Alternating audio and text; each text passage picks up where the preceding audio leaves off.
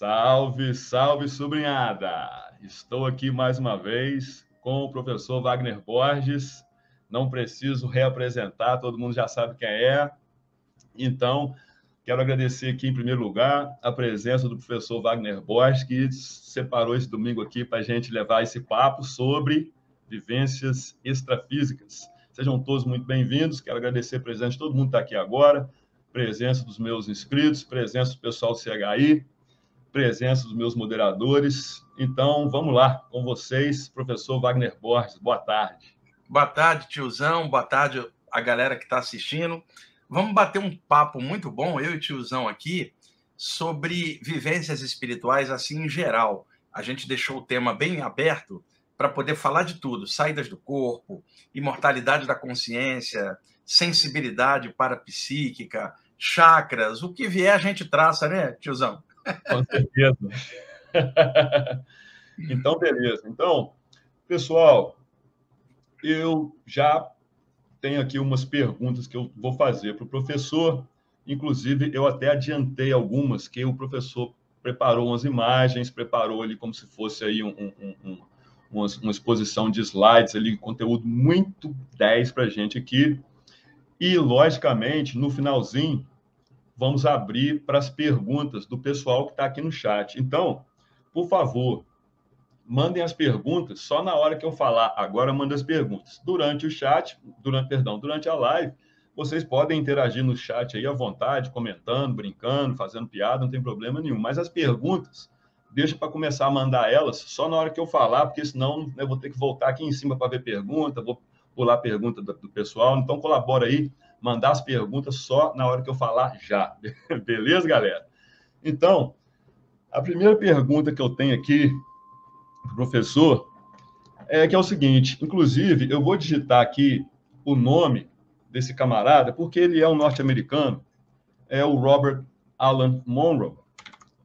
Vou deixar aqui e vou até botar o meu comentário pronto. Meu comentário está ali com o nome dele, para todo mundo ver, porque depois dessa live, simplesmente você, especialmente quem fala inglês, que é o meu caso, eu assisto os vídeos dele, não preciso nem colocar legenda. Né? Então, o pessoal que fala inglês, então, melhor ainda. Então, depois você digita aí na busca do YouTube aí o nome, Robert Alan Monroe, que você vai ter acesso ao material dele.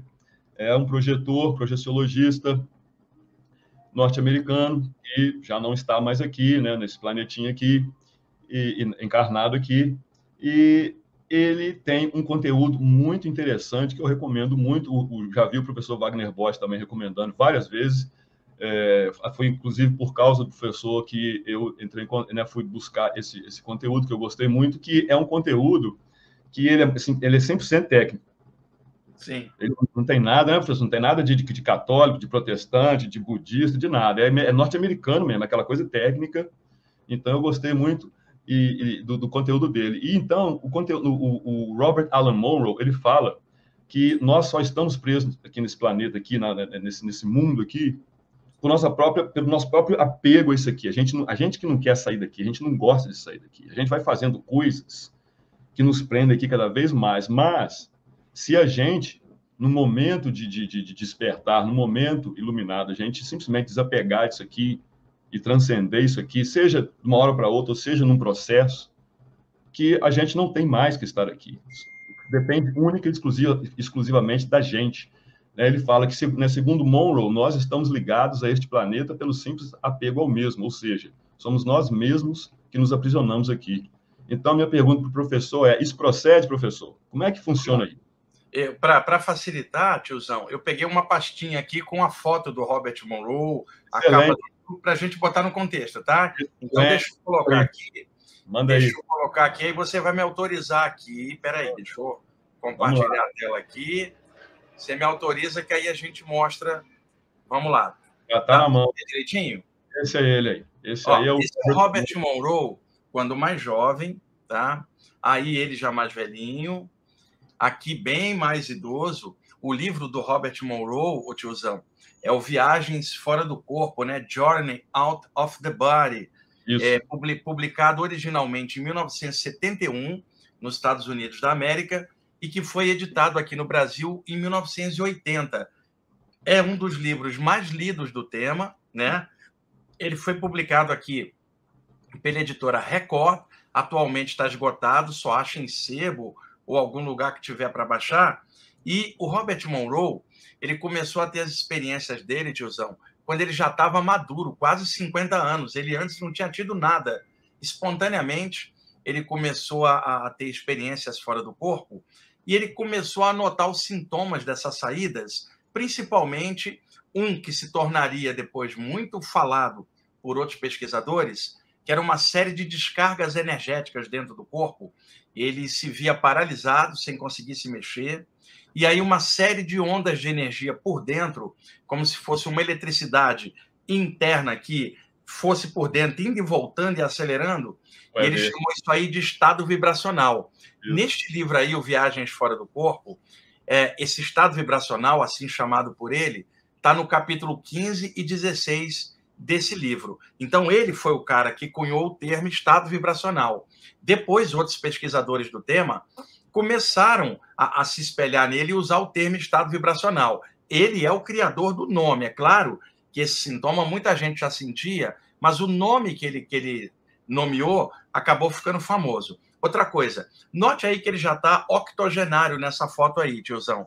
Tá? Sim. Deixa eu sair aqui agora das imagens, espera aí, para voltar ali, só um instantinho. Tá? Aqui, voltando agora, deixa eu interromper o compartilhamento, isso. Ele já estava octogenário quando desencarnou. Ô tiozão, muita gente fala que saída do corpo pode matar. Se saída do corpo matasse, não existiria autores de livro que publicassem livro de saída, porque ele não teria voltado para escrever. E outra, vários autores de livro de projeção viveram até grande idade, passaram dos 80. Saída do corpo não mata, isso é fato. Senão esses autores teriam ido embora antes. E outra coisa, paradoxalmente, tiozão, o que mata é a gente estar dentro do corpo, não estar fora. Porque desde o momento que a gente está dentro, um dia vai ter que sair de vez. O principal fator de morte não é a saída do corpo, é ter entrado em um. E um dia ter que morrer para sair de vez. Então, o lugar mais perigoso do universo é dentro do corpo, né? Não é fora do corpo. Apenas estar dentro um dia vai levar a gente para fora. O livro do Robert Monroe, ele saiu no Brasil em 1980, mas ele já tinha inglês desde 1971. E aí, entrando no cerne da pergunta agora, tá? Eu estou vendo que o Luiz Roberto Matos está aí. Tá aí. Fala Luiz, aí, Beto. Um grande abraço para vocês. Luiz é um dos grandes caras aí da área da saída do corpo no Brasil, pesquisador sério, uma pessoa muito legal, meu amigo de quase 30 anos. Um abraço para você, Luiz. E eu sou porque ele fez uma live com você também, né, tiozão? Então, isso aí. Conteúdo. O livro Sanacan, o primeiro do Luiz Roberto, é um clássico de relatos projetivos. Agora, voltando aí à questão que você fez. Eu entendo o Robert Monroe quando ele falava que o apego aqui é a grande prisão, que é da mente, não é o fato de estar encarnado. É a mente da gente atolada nas coisas materiais e só achar que viver é comer, beber, dormir, respirar, copular e morrer sem sentido. Então, dá para entender, pelas experiências que o Robert Monroe teve, e ele teve experiência que ele viu seres que não tinham nem forma humanoide, eram esferas de energia, isso ampliou para caramba o nível de consciência dele. E ele começou a questionar um monte de coisa, tiozão, né? E ele teve experiências também que se correlacionava para coisas fora da Terra. Então, a mente dele deu um upgrade, vamos chamar assim, de informação. Então, eu não vou chegar ao ponto de dizer que a pessoa quebrando o apego, que ela vai transcender, porque esse processo é gradativo, né? Exceção feita, historicamente existem relatos de grandes mestres que conseguiram, de repente, mudar a estrutura toda e dar um upgrade instantâneo. Existem casos, mas não é a maioria, claro. Pegando a maioria na qual nós estamos dentro, esse processo é gradativo e à medida que for expandindo o nível de consciência, eventualmente a pessoa vai se soltar para outros níveis e não vai descer mais para cá. Então, daí que se fala desde a velha Índia, o rumo da consciência de cada pessoa, mesmo aquela que não pareça interessante, todos nós estamos rumando na direção da consciência cósmica, tiozão, mesmo sem consciência, porque está havendo progresso a cada vida e quando a gente erra, nós também aprendemos algo. A gente vai acertando e errando e aprendendo. Então, eu vou usar um exemplo paralelo, que outro dia eu estava conversando com um grupo sobre isso. Vamos imaginar, tiozão, nós que estudamos a parte da saída do corpo, estamos dentro dessa vibe.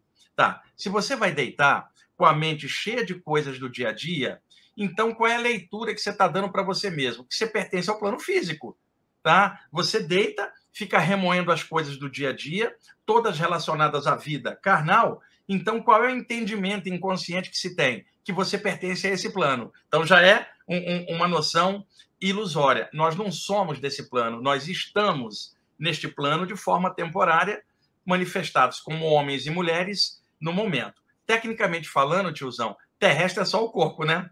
Porque o corpo nasce, cresce e morre na Terra. Logo, se só o corpo é terrestre, o que é uma consciência espiritual? Um ser extraterrestre. Então, a nossa origem não é terrestre.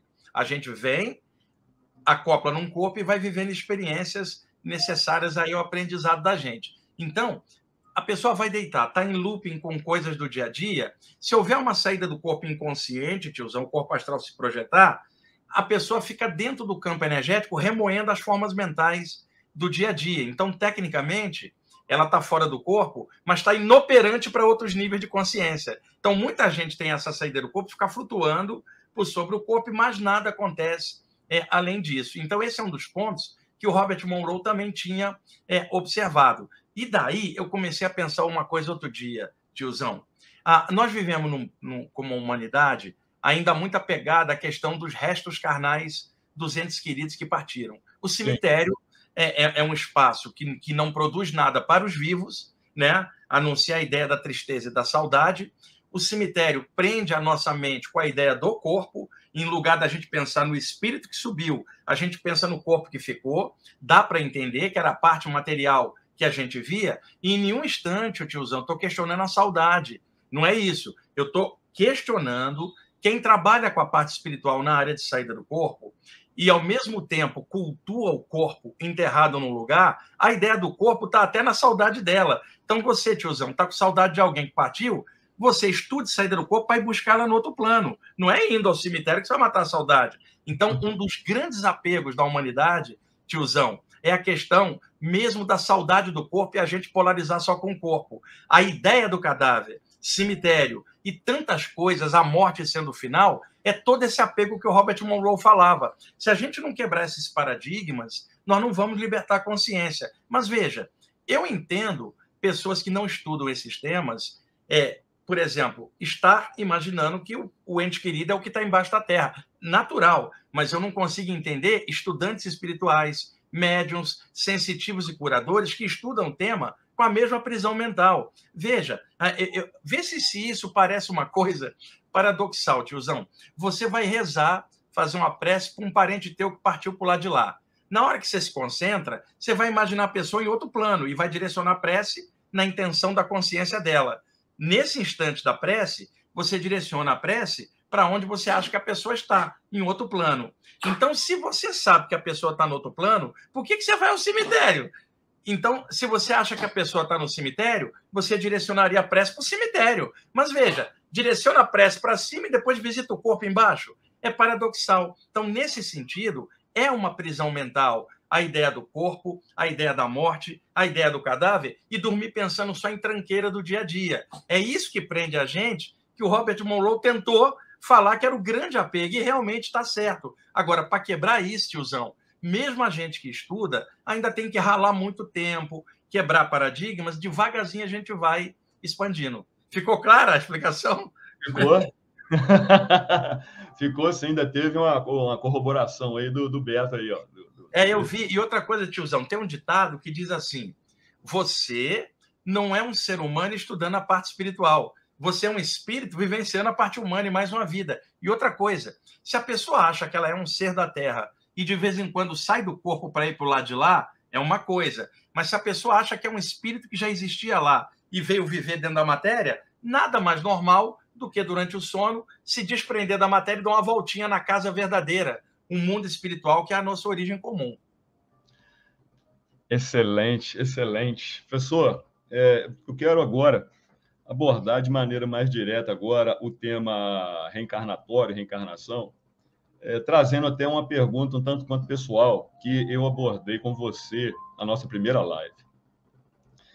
Então, eu estive mais vezes com aquele meu amigo que está no asilo, que eu te falei, que Rosa Cruz até hoje está com quase 70 anos, que teve aquela sessão de retrocognição, onde ele falou que eu e ele eram como se fosse uma dupla dinâmica do mal no Antigo Egito, na época de Akhenaton e Nefertiti, e os papéis se inverteram, porque dessa vez aqui foi ele que primeira vez que eu ouvi alguém falar em projeção astral foi ele.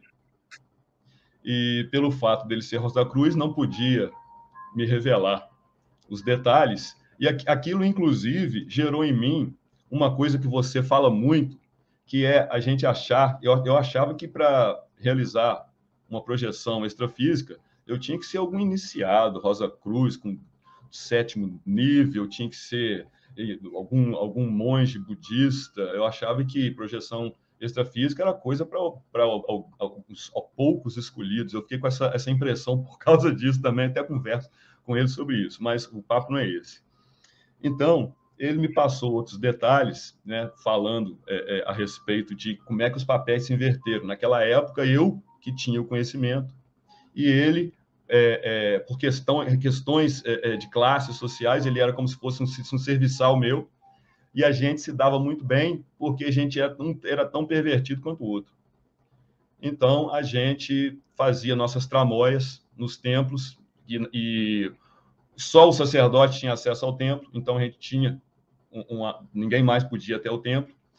Ele falou, né, que eu utilizava demais o meu, tanto a posição minha social naquela hierarquia do Egito Antigo, tanto quanto o meu conhecimento das ciências ocultas. Eu utilizava aquilo para poder me satisfazer, para eu poder nadar no mar do sexo. Mas ele falou que não parava por aí. Ele falou que nós fomos responsáveis por várias mortes. Então, inclusive, eu estava assistindo um vídeo seu hoje falando de como você foi a uma colônia, como se fosse uma colônia penal rural, onde os abusadores sexuais, primeiro os indianos, todo mundo com a roupinha laranja, depois a galera dos europeus lá. Como é que... Aquilo foi interessante que eu assisti isso hoje, e essa live nossa com esses assuntos, eu falei, pô, isso aí... Então, eu falei, excelente. Então, eu fiquei pensando que eu já devo ter passado por esses campos extrafísicos, e hoje, e tal qual o Robert Monroe, aos 54 anos, agora eu estou com 55, aos 54, não, com 55 mesmo, 55 anos de idade, eu tive a minha primeira projeção extrafísica totalmente lúcida, que foi uma coisa que mudou a minha vida, e eu tenho certeza que não foi num lugar espiritualmente atrasado, porque era um local que eu não precisava nem respirar, era um local onde, né, não tinha sombra, era um céu amarelo, um amarelo que me parecia que ele era rejuvenescedor, era um amarelo que um silêncio curativo.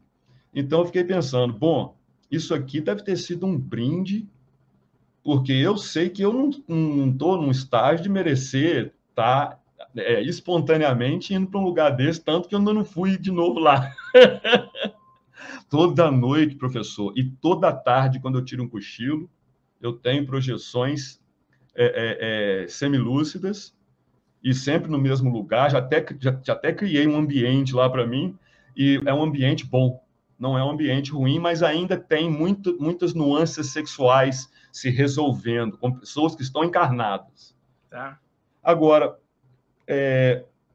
o que eu queria te perguntar no que diz respeito ao meu processo, né, de cura espiritual, vamos dizer assim, né, reencarnando, por que você acha que aconteceu de eu ter ganho esse brinde do meu mentor? Porque eu senti, porque eu só fui ficar lúcido fora do corpo, não foi a projeção clássica, eu não vi sair. Mas quando eu fiquei lúcido, muito mais lúcido do que eu estou aqui agora, e eu senti como literalmente se eu estivesse sendo deixado por uma mão.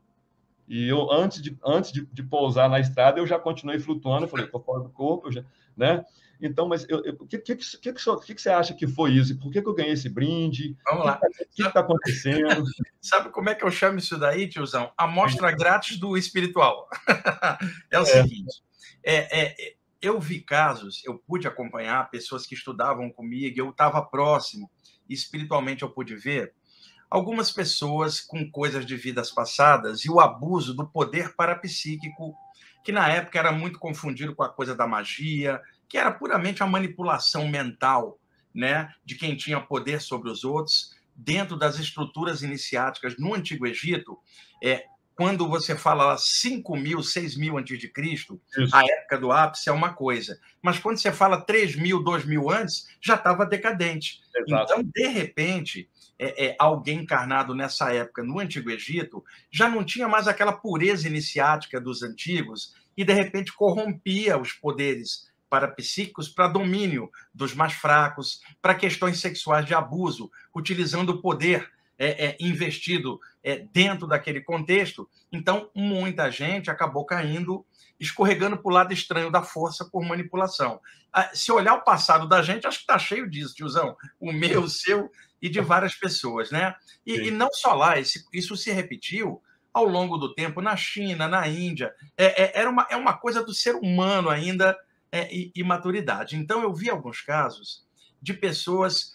Eu vou tirar do contexto do Egito. Pessoas que mexeram com magia na Europa, por exemplo, entre os celtas antigos ou no Oriente, e abusaram. O que acontece? Espiritualmente, essa pessoa encarnando agora, num processo assim de reacerto, recuperação, regeneração, que todos nós estamos aqui num planeta como esse, se a pessoa vem com a sensibilidade aberta, tiozão, já espontaneamente, ela pode escorregar de novo no mesmo erro. Então, o que os mentores fazem antes do processo encarnatório? Limita um pouquinho a sensibilidade, travando alguns dos chakras do corpo astral ou não deixando funcionar a pleno, para que a pessoa venha mais comprimida, para que ela vá crescendo e ganhando maturidade, e quando ela tiver uma certa idade, que ela já tiver um estofo de maturidade para lidar com a sensibilidade, começa a ampliar o processo, ela começa a sentir algumas coisas. É uma salvaguarda reencarnatória, supervisionada pelos mentores, e é claro, eu não vou generalizar, tio, eu estou especulando em cima de uma possibilidade. Então, a pessoa, muitas vezes, com todo o potencial de trás, ela começa a estudar esse tema, ela é louca para ter uma experiência e não consegue nada, porque ela está meio que, no momento, com metade do potencial aberto, não pode abrir inteiro, até ela galgar um nível de maturidade melhor, que aí ela consiga... Então, os mentores, quando já chega perto dessa fase, costumam dar uma experiência para redespertar ela num ambiente melhor, porque se for num lugar pior, vai estragar tudo. Então, dá uma amostra grátis de uma possibilidade melhor para estimular a pessoa a fazer coisas melhores com aquilo. Então, de repente, magos do passado, magas em geral, pode estar comprimido numa encarnação onde a sensibilidade não é o principal, e sim a maturidade da pessoa. Se essa sensibilidade vai abrir ou não, vai variar de acordo com o trajeto reencarnatório dela. Já tem outros, tiozão, que de repente abusaram no passado e pede antes de reencarnar para descer com a sensibilidade totalmente solta já desde o início, para começar a trabalhar mais cedo para compensar. São os médiums espontâneos que não sabem como é que aquilo aconteceu, projetores e outros. Então, é um mosaico de possibilidades, mas é líquido e certo que algumas coisas lá atrás podem repercutir hoje na sensibilidade da gente. Mas cada caso vai variar. No teu caso, pode ter vindo com metade da energia solta e lentamente no passar da vida você foi crescendo como pessoa e agora está na hora de juntar uma coisa com a outra. Tiozão, eu vou te contar uma história. Tem um índio que aparece para mim em trabalho de assistência espiritual. Mas eu comecei a desconfiar, tiozão, que esse índio não era tão índio assim. Porque uma entidade pode plasmar a aparência que ela quiser no corpo espiritual e até mesmo uma pessoa fora do corpo pode plasmar a forma de vidas passadas, se ela lembrar. Então, nesse caso, eu comecei a desconfiar que esse índio não era tão índio assim, ele tinha alguma coisa a mais. Um dia, ele se manifestou na minha frente, tiozão, como um sacerdote egípcio, que ele tinha sido em outra vida. E ele me contou que em 2 existências lá ele aprontou também. E então, ele veio reencarnando e que ele teve uma última experiência como índio e que essa experiência foi super necessária para ganhar o contato com a natureza, o pé no chão, a simplicidade do indígena, para quando ele desencarnasse, ele somasse o conhecimento antigo agora com uma noção mais simples, ou seja, a arrogância dele foi sendo derrubada numa roupagem indígena, onde a experiência era mais naturalista. Depois que ele desencarna, ele soma a experiência do indígena com o grande iniciado que ele foi, equilibrando os dois, ele melhorou. Só que aí ele plasmou de novo o índio e falou assim, entre plasmar o sacerdote corrupto que eu era e o índio, eu sou mais o índio. E aí ele aparece como índio. Inclusive, tem um relato seu a respeito de um casal vizinho de vocês, da sua família, lá em Duque de Caxias, um senhor que tinha uma filha... É um senhor que eu conheci e que, na verdade, era um iniciado do passado, encarnado ali no bairro onde eu cresci, e a experiência dele, tiozão, não era para vir novamente com todo o potencial que ele tinha, era para lidar com o grupo familiar karmicamente por coisas antigas. Então, ele veio com a sensibilidade temporariamente adormecida para poder lidar com o meio familiar com o qual ele tinha que lidar por experiências anteriores. Então, durante a encarnação dele, ele não lembrava o potencial que estava adormecido, porque se ele despertasse potencial, ele cairia fora da prova, o tiozão, ele não lidaria com aquelas pessoas com a paciência que ele tinha. E só depois da morte, muitas décadas depois, que ele apareceu para mim e se revelou como um iniciado, que era o senhor que eu conheci no meu bairro. Agora, nunca vi esse cara mal-humorado, nunca vi xingando ninguém, foi traído, nunca vi ele falar de vingança, foi uma das melhores pessoas que eu conheci. Ele era alguém iniciado que veio vivenciar uma experiência com um grupo, né, familiar que tinha vindo do passado também, para ele destrinchar a coisa e depois se livrar e não reencarnar mais. Para isso, ele precisava vir com o potencial adormecido. Mas tinha um agravante de que ele sofreu muito tempo com a feridona aberta na perna, que você falou até que a casa dele tinha um cheiro estranho. Não, aí é outro caso, aí é um outro caso. Eu contei isso no programa da rádio, tem um tempo, era o seu Aurélio e Dona Tereza. Aurélio, né? Isso. O seu Aurélio e Dona Tereza. Eles moravam no mesmo bairro lá que eu cresci, e ele tinha um problema, uma ferida na perna que nunca sarava. Ele era diabético, tinha esse agravante, mas ele tinha, a perna inchava, era danado. E a esposa dele também, eles viviam numa casa bem humilde e eles não tinham muita higiene, tiozão. Você chegava perto da casa deles e você sentia cheiro assim de coisa velha, eles não tomavam muito banho, sabe? E eles estavam sempre ali. O seu Aurélio vivia de uma aposentadoria, era limitado o recurso financeiro dele, e passaram-se os anos, né? Eles desencarnaram. Eu me tornei adulto, eu conheci eles quando era criança, até que eu vi o seu Aurélio e Dona Tereza do lado de lá, cara. E aí a situação era outra. Eles estavam esgotando karma através dessa vivência restrita por causa de coisas de magia que eles abusaram no passado. Isso. É claro, tiozão, que a gente conversando sobre isso, alguém mais cético vai começar a imaginar que a gente está inventando história, fora outros estudantes espirituais que muitas vezes usa a ideia do karma como punição. E não é nada disso que nós estamos falando.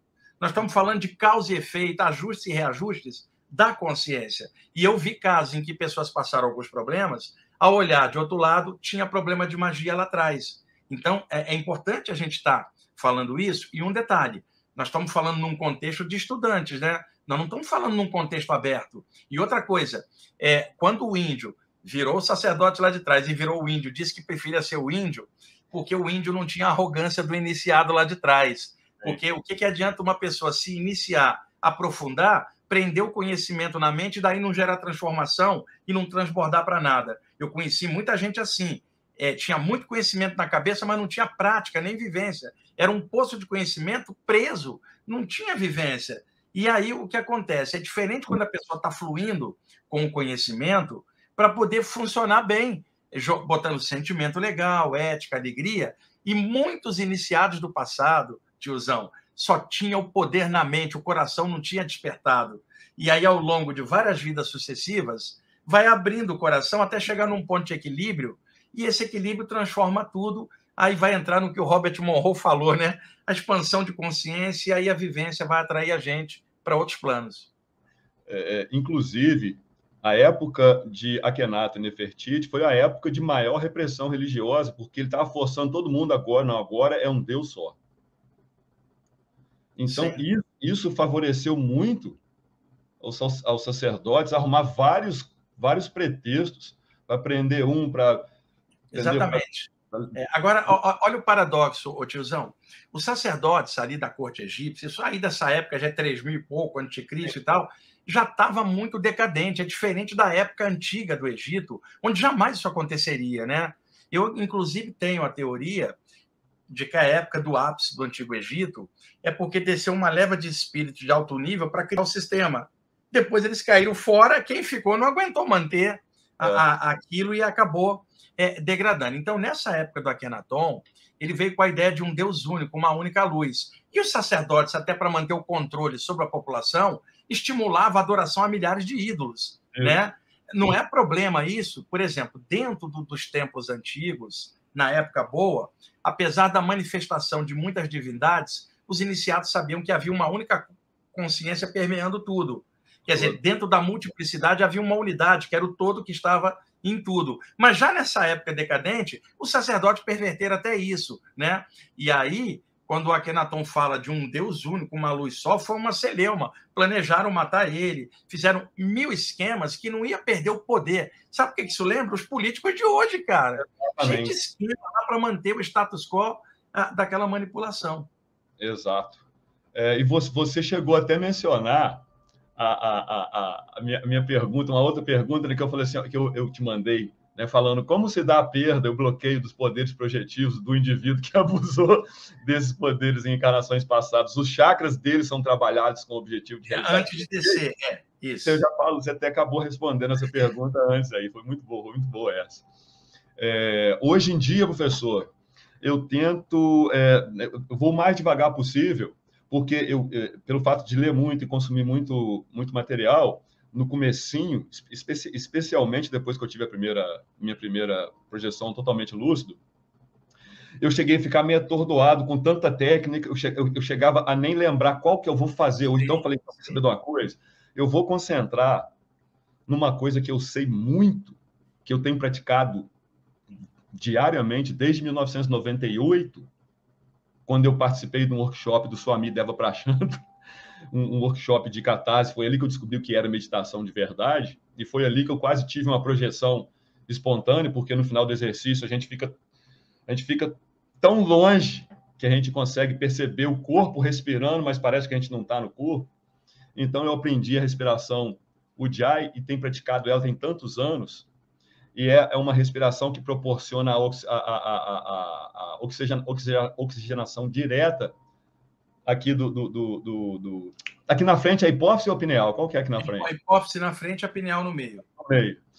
Então, e eu já escutei você falar muito a respeito, imagina uma luz branca no frontal, ou uma luz azul clara no frontal, respira aqui, então eu estou começando, quando eu vou dormir não, né? Porque quando eu vou dormir, também aproveitando uma técnica de um livro que eu baixei lá no IPPB, o meu primeiro sono, eu não tenho a pretensão de conseguir nada, então eu deixo meu primeiro sono para os meus fragmentos mentais se diluírem. Isso, perfeito. Deixo quieto, assisto um filme, entendeu? Se eu quiser tomar uma cerveja, se eu quiser tomar um vinho, tanto faz. Quando eu acordar lá para 1h30, 2h, 3h da manhã, já acabou o efeito disso tudo, não tem mais fragmento, não tem mais nada. Aí, no começo, professor, eu estava até, né, ficava ali uma meia hora, uns 20 minutos, lendo alguma literatura, alguma coisa assim, mas depois eu comecei a acoplar umas técnicas do Beto, né, do Luiz Roberto Matos, que está aqui assistindo com a gente aqui, e eu acordo agora, mais ou menos, normalmente, é interessante, porque eu não ponho despertador, mas 10:01 é o meu horário. 10:01 eu estou acordando, eu não preciso botar despertador. Então, agora, professor, em vez de dar uma volta, andar e querer despertar muito, eu simplesmente acordo, vou no banheiro, faço meu xixi, volto e fico focado na minha respiração, tentando reviver o que eu vivi no meu workshop, simplesmente observando o meu corpo respirar. Sim. E respirando o Ujjayi e imaginando algum fluido entrando pela minha narina, passando pelo frontal e saindo pelo coronário, entrando, energizando, puxando energia para dentro, liberando energia para fora. Enquanto eu faço isso, que é uma coisa até quase automática para mim, eu só fico pensando assim: me ajuda a sair do corpo, me ensina a trabalhar. Me ajuda a sair do corpo, me ensina a trabalhar. É só isso que eu tenho feito. E tenho feito isso praticamente toda noite. Eu sei que nem é aconselhar ficar tentando toda noite, mas eu faço quase toda noite. E estou esperando para ver o que dá. Teve um dia que... Já vou te dar comida daqui a pouco. Está na minha ação, não está no horário ainda. Teve um dia, eu até falei isso para o Beto, para o Luiz Roberto. Falei com ele pelo WhatsApp. Teve um dia que eu peguei e eu acordei 10 para 1, mas naquele dia, quando eu voltei para a cama, eu não sei porquê, eu fiz uma coisa que eu nunca faço, que é olhar no relógio de novo. Eu olhei no relógio, era 1h05, 1h10, aí apaguei a luz, virei de lado, virei de lado e comecei a fazer isso.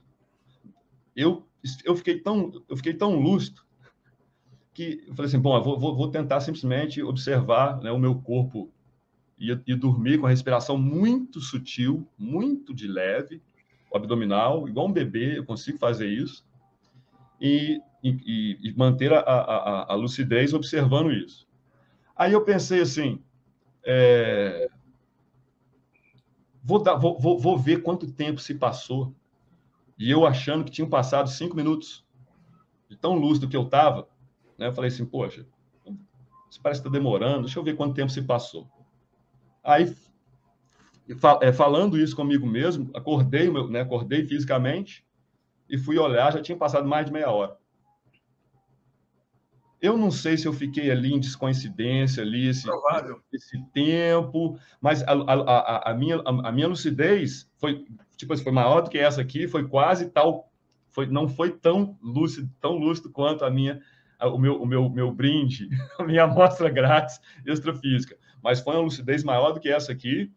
E eu vi que, né, falei, bom, deixa eu olhar quanto tempo se passou, achando que era 5 minutos, eu tinha passado mais de meia hora. Eu até perguntei pro Beto, ele falou, você pode ter rolado uma descoincidência, mas isso nunca aconteceu comigo, ele falou. Por acaso isso já aconteceu com você no começo? Sim, é provável que foi uma descoincidência, tiozão, e outra, você está num estado alterado, cara, a noção de tempo, ela muda na mente, você fica fora do limite, a prisão cerebral que a gente tem com a noção de tempo aqui. É um estado alterado, pode ter soltado um pouquinho tua energia, você ficou meio desencaixado, uma polegadinha, aí dá essa sensação de que o tempo pode até parecer que passou mais ou menos, mas nunca vai ser igual a passagem do tempo aqui que a gente vê na vigília, dá diferença. Ok, então vamos para a próxima aqui.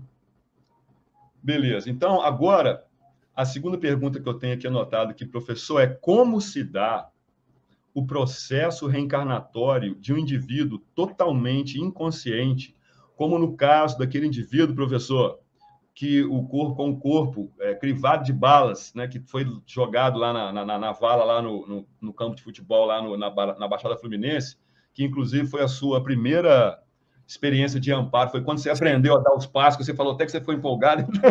Foi, tinha 17 anos.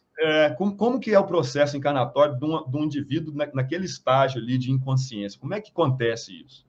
Ali era o seguinte, eu não sei qual era o caso dele, porque eu só fui depois, né, tiozão? Eu não sei o que motivou aquilo lá. De repente, ele foi vítima, né? Não é isso. Mas vamos pegar uma situação, não necessariamente dele, mas de alguém que esteja numa encarnação com uma produtividade negativa, suponhamos, tá? Fazendo coisa ruim para os outros, se comprometendo. Um processo encarnatório desse, aqui de baixo, não dá para a gente ter muita noção, ô tiozão, porque nós não temos noção de vidas anteriores daquela pessoa. A visão de conjunto vista de outro plano, a nossa visão está localizada aqui. Como é que seriam os seres extrafísicos ligados ao grupo onde aquele espírito está? Como é que eles olhariam isso evolutivamente, a descida dessa pessoa se comprometendo, às vezes, com coisa pesada? Como é que é a administração disso? Veja, a gente dentro da sala de aula, enquanto aluno, a gente não tem noção de quando a diretoria se reúne. A gente não vai na reunião da diretoria.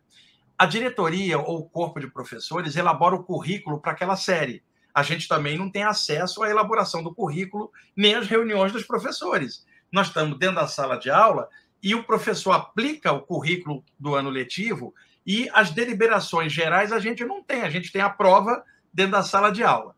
O universo é uma enorme escola. Planeta é sala de aula, corpo é uniforme, cara. Nós estamos numa das salas do universo, que é a Terra, encarnados num corpo que é um envoltório, que é o uniforme desta vivência aqui, e a gente não tem acesso à diretoria, aos planejamentos e elucubrações kármicas. A gente só consegue ver aqui. Por isso a gente se ilude, porque a gente não tem o quadro geral, tiozão. Então não tem como eu poder te falar assim, como é que seria visto do lado de lá uma encarnação dessa? Porque eu só tenho como olhar do lado de cá. E do lado de cá, dá para ver que é complicado pra caramba. Agora, como é que um ser evoluído olharia a mesma coisa? Talvez com outro ângulo ele consiga compreender coisa que a gente não consegue compreender. Então, enquanto a gente está aqui embaixo, não há uma compreensão geral, ela vai ser particular e relativa. Então, em alguns casos que a gente vê, você consegue perceber uma coisa anterior gerando um efeito nessa. E outros casos você não tem a menor ideia por que aquilo acontece. O que eu sei, deixa eu dar um exemplo particular. O meu pai está com 90 anos, lá no Rio de Janeiro. Minha mãe desencarnou tem uns 4 anos, estava com 83, 84, mais ou menos. Ficaram casados 50 e poucos anos, né? Minha mãe veio da Bahia muito jovem, de Jequié, morar no Rio de Janeiro, em Copacabana, na década de 1950. Ela era adolescente, moreninha, bem baiana. E o meu pai, carioca, descendente de português, da área de Niterói e São Gonçalo, veio morar no Rio, namorou minha mãe, e aí eu saí ali, e meus irmãos também, filho de um carioca bem branco, descendente português, e de uma baiana bem morena, que era descendente francês com índios, lá na Bahia. Olha que coisa, né? Bem universalista. E aí, no caso, eu tive uma projeção, tem um tempinho, ano passado, em que era uma reunião espiritual com o lado da família do meu pai do lado de lá. Ô tiozão, eu fui projetado, eu estava invisível para eles, eu via tia desencarnada, tio desencarnado, pessoas do lado da família do meu pai, que são descendentes portugueses, né, reunidos, e tinha uma presença espiritual no meio deles, que era humanoide, parecendo homem, mas a cara, o rosto era de luz, eu não conseguia distinguir. Ele era o orientador espiritual desse grupo familiar. Quer dizer, o professor, o gerenciador daquele grupo que reencarna como uma família neste momento. Não é que está todo o tempo, mas ele era o gerenciador daquele grupo de espíritos encaixados nessa família. Tiozão, eu te juro, eu cheguei perto para observar e eu olhava todos eles com um carinho imenso, porque eu sou descendente de parte dessa família do lado de pai. E eu olhava com atenção. Tia, tio desencarnado, eles não me viam. E me vi um carinho muito grande por eles. Mas eu te juro, tiozão, eu não tinha a menor ligação com eles. Eu me sentia... E outra, eu estava totalmente plasmado igual um hindu antigo. Naturalmente, eu percebia claramente que eu tinha vindo de outro lugar para encaixar naquela família, para viver aqui no Brasil.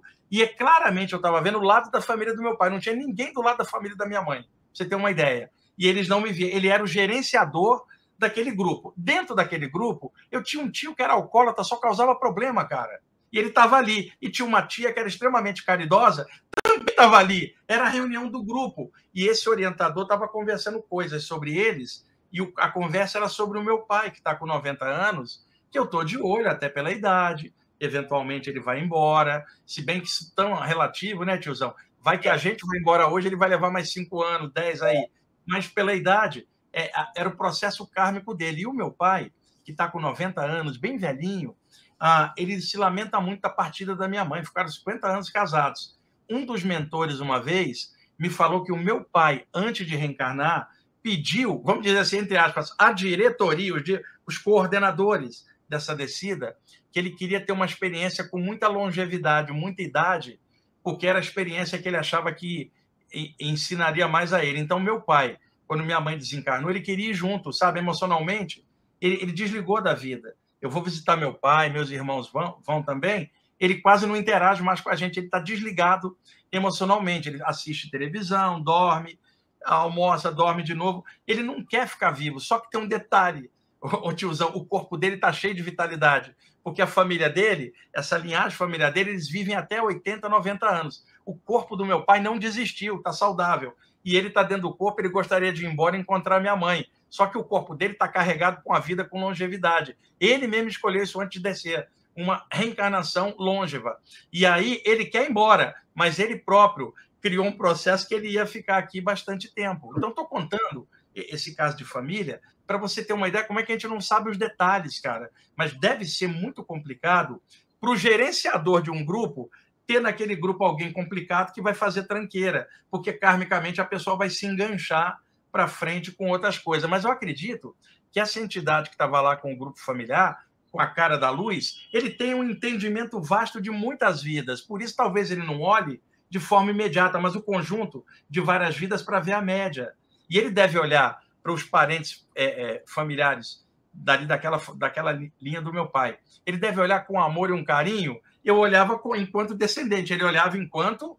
Agora, eu olhava com carinho, tiozão, eu te juro, para o lado da família do meu pai, e eu não era parte daquele grupo, embora tenha reencarnado. Eu olhava com outros olhos, como se eu fosse um mentor espiritual também. Mas não no nível daquele cara, mas eu olhava aquele grupo familiar como se eu tivesse vindo de outro lugar, encaixado ali para poder descer no Brasil. E aí eu agradeci espiritualmente a este grupo por ter me hospedado para eu nascer no Brasil. Mas eu era outra linha, eu vinha de outro lugar.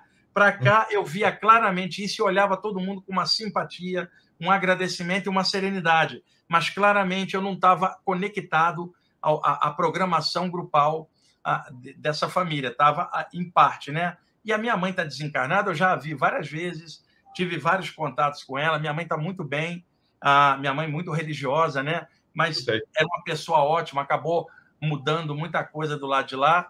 A minha mãe está me conhecendo melhor agora, tiozão, quando ela está do lado de lá, porque ela vê o trabalho que eu faço, que ela não entendia aqui enquanto religiosa, né? E ela, com outro ângulo, está vendo de outras formas. Sabe o que acontece? Minha mãe não está me olhando mais como ela olhava um filho. Porque ela está com a consciência maior, ela sabe que esse negócio de mãe e filho depende da época que você reencarna. Quem reencarna antes recebe o outro depois. Né? E daí por diante. Então, nesse sentido, a gente, com uma consciência maior, nós somos todos espíritos, cara. As consciências espirituais encaixando aqui, encaixando ali, e vai levando, faz o melhor que der. Inclusive, eu tenho um relato que é o oposto que você falou do seu pai. E eu fiquei sabendo disso, foi sábado passado, que eu conversei com um amigo meu de tinha quase 20 anos que eu não via, e encontramos pelo Zoom, e batemos um papo pelo Zoom, e ele falou que o pai dele tinha falecido, e o pai dele é o tipo do cara, eu conheci o pai dele é o tipo do cara que falava assim, ó, quando eu morrer, você põe na minha lápide assim, ó, fui contrariado. Fui muito contrariado, que tipo assim, ele é um cara famoso pelo pavor que ele tinha da morte, entendeu? Um camarada que é apegado a isso aqui. O que aconteceu? Com 80 anos, não, com 78, 79 anos, ele adquiriu um câncer na medula, uma coisa do tipo, que ele tinha que fazer transfusões constantes e a vida dele se transformou num sofrimento gigantesco, e isso aí durou quase 7 anos. Ele ficou assim, quase que metade do peso. Ele era um homem, né, grandão, todo mundo na família dele, pessoal alto. E ele tinha algumas pendências com o pai dele, depois desse processo todo. Então, ele teve um dia que ele falou assim, bom, eu vou dar aula de manhã e de tarde eu vou lá ver o meu pai, porque de hoje não passa, não. Hoje eu tenho que falar essas pendências para ele, porque ele estava vendo que a situação do pai dele estava cada vez pior. E só que naquele dia de manhã, todos os alunos dele deram bolo nele. Alunos individuais, ele é personal trainer, lutador e tal, alunos individuais, não é uma turma de alunos que deu bolo nele, todo mundo em conjunto, não. Ele tinha 3 ou 4 alunos naquela manhã e sem um aluno conhecer o outro, os alunos todos deram bolo nele e falou assim, sabe uma coisa, vou conversar com meu pai agora. Vamos no hospital agora, não vou esperar de tarde, não. Aí ele chegou lá, o pai dele já estava naquele estado assim, tipo assim, meu filho, por que você está demorando tanto? O cara que pediu para colocar na lápide, fui contrariado, estava agora perguntando para ele, meu filho, não entendo, por que você está demorando tanto? Aí ele falou assim, olha, eu não sei, meu pai, mas eu vim aqui exatamente para conversar uns assuntos para a gente... Aí conversou tudo que tinha para conversar com o pai dele, e ele sentiu que as feições do pai dele foram de alívio. Ele viu que o pai dele ficou aliviado de ter conversado com ele, ele também sentiu muito aliviado de ter conversado com o pai dele, só que aconteceu inesperado. O pai dele pegou na mão dele, deu o último suspiro. O pai dele morreu ali na presença dele ali. Então, um camarada que a vida inteira falava, não, ó, negócio de morrer. Tá começar a falar de morte, para com esse assunto, rapaz. Bate na mesa, bate na madeira, que vamos falar de morte aqui, vamos trocar de assunto, tá doido? Era aquele cara assim, né? E na minha lápide, ó, fui contrariado. No final da vida, estava pedindo para ir embora. Então, isso aí seria um caso, né, de que, né, foi programado né, que ele estava muito contrariado, então foi programado para ele um período para ele ser descontrariado. Seria isso, então, né? Depende, porque às vezes o período da doença pode fazer a pessoa refletir em coisas que a vida inteira ela não pensava, né, tiozão? E às vezes não, às vezes uma doença degrada tanto a condição da pessoa que ela se torna mais revoltada. Então isso varia de pessoa para pessoa, porque uma coisa é o medo de morrer do corpo, que é o instinto de sobrevivência. A outra coisa é o medo de morrer na morte como um conceito. Qual é o conceito tradicional e cultural ocidental, no imaginário popular? Lá vem ela, quem lá muerte, quando lá meia-noite. E o que vem? Uma caveira com uma foice e um capuz te pegar? Quer dizer, as pessoas criam no imaginário popular ícones do que seria a morte como um ente trevoso que vem levar. E a morte é um evento da natureza, né, tiozão? Tudo que nasce, um dia morre. O medo de morrer está nas células. Tem que ter o instinto de sobrevivência. Mas o medo da morte enquanto ideia, ele é por educação ou cultura. A pessoa passa a imaginar coisas no imaginário dela, e aí ela associa com outras coisas e vai criando um terror na mente que não é a descarga de adrenalina no instinto de defesa do corpo, mas uma descarga de ilusão na mente relativa a um conceito. Quando a pessoa nega aquilo a vida inteira, não vai ser na hora da morte dela que ela vai querer falar daquilo. E ela passa para o outro lado também, tiozão, pode levar um tempo ainda para quebrar esse paradigma, porque ela pode não aceitar que passou, porque ela passou a vida inteira criando uma autodefesa. Não, ou nada existe, ou eu não quero. Quando ela passa, fica difícil abrir a mente para entender a passagem, que é o trabalho que dá para os mentores clarearem a pessoa do lado de lá e descondicionar depois de um tempo. Não é só dar um passe no espírito. Você precisa conversar, fazer terapia, em alguns casos, mudar paradigmas, dar exemplos didáticos para a pessoa perceber que a condição é outra, e aí sim alçar, ganhar altura e passar para o plano de origem, algum subnível, subplano do plano extrafísico. Então, essa ideia da morte é um dos grandes terrores nossos. Eu não estou falando da célula, estou falando da mente. O medo de morrer, quando a gente começa a sair do corpo, você começa a questionar umas coisas, tiozão. Primeiro, desde o momento que você está olhando o corpo e você está fora, você está provando para você que não é o cérebro que produz o pensamento. Você está fora e o corpo está deitado. Você claramente vê que você não é o cérebro. Para explicar isso para um cético, ele não vai aceitar de jeito nenhum. Mas a tua experiência tirou a dúvida para você. Isso está ótimo. O mundo inteiro pode dizer que não, você sabe. Aí, numa eventual experiência, você encontra alguém do lado de lá, sendo que essa pessoa desencarnou tem anos, e você foi no velório do cadáver dela, chorou pra caramba e tal. Você sai do corpo e encontrou com ela. Então você começa a questionar. Eu fui, chorei achando que era a morte, o final total da pessoa, saí do corpo, encontrei com ela, descobri que não tinha final, era só ela em outro plano. Então, para que eu vou chorar no próximo velório se eu sei que não é o fim de nada? Quando a gente fala isso, tem gente que fica chocada, tiozão, porque a pessoa fala, isso é insensibilidade, não tem nada a ver com amor. Eu estou falando a maneira de olhar uma situação. Eu não vou olhar para o cadáver sabendo que a pessoa está fora do corpo definitivo, eu sei disso. Então, eu sei que a ideia da morte, enquanto material, é ilusória, porque a pessoa, a consciência, não se extinguiu. Eu sei disso. Então, desde o momento que o espírito foi para fora e sobrou o corpo, me interessa a entidade, não o que ficou. Mas isso não é desrespeito aos restos mortais. Não é isso. Eu quero encontrar a essência, não a casca. E a essência está viva. Então, quando você começa a compreender isso, você quebra paradigmas de uma vida inteira. E quando for uma próxima perda, no velório você está mais tranquilo, mais sereno, porque você sabe que não é o fim da história. E ficar sereno num velório, você vai ser criticado. Porque todo mundo emocionalmente instável naquele momento, que é o natural, vai entender que você não está sofrendo. Mas você não está sofrendo porque não tem ideia da morte, cara. Isso desaparece. E outra coisa, tiozão, eu conheci médiums e estudantes espirituais que choravam mais do que materialista quando morria alguém. Isso é um absurdo, cara. Um médium sabe que tem uma entidade, ele é médium. O que a palavra médium diz? Então, um médium fazer escarcéu no velório porque alguém que ele ama foi embora, eu nunca consegui entender isso. Então, qual é a explicação? Culturalmente, aquela pessoa foi educada com esse grande terror da morte, é cultural. Ela pode ser médium, mas interiormente nela está todo o lado cultural de autossabotagem em relação às coisas. Embora ele seja médium, na hora de uma perda, emerge o lado antigo, humano, que tem medo, que sofre com a perda e acaba atropelando o médium que é. E aí você vai ver um médium no dia de finados chorando mais do que um materialista, sendo que ele é médium e na reunião seguinte vai falar de vida após a morte. Então, quando se fala de saída do corpo, ou de mediunidade, ou de igual algum tempo, tem que jogar clarão na ideia da morte, não pode ficar com medo disso, mas jogar de forma consciente. Não significa frieza, não significa que você não vai ter saudade, significa o seguinte, você está apontando para a essência, não para a casca. E na hora que você sai do corpo, a essência é você e a casca é o corpo, cacete. E você está vendo que você não é o corpo.